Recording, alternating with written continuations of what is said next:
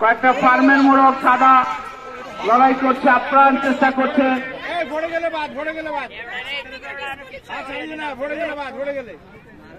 সাদা মোড়ক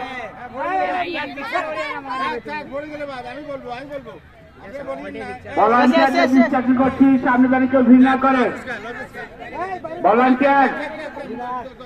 ভলান্টিয়ার কই খেলোয়াড় ছাড়া পরিচালক ছাড়া কেউ মাঠে না থাকে, শুধুমাত্র খেলার পরিচালক এবং খেলোয়াড় মাঠে থাকবে।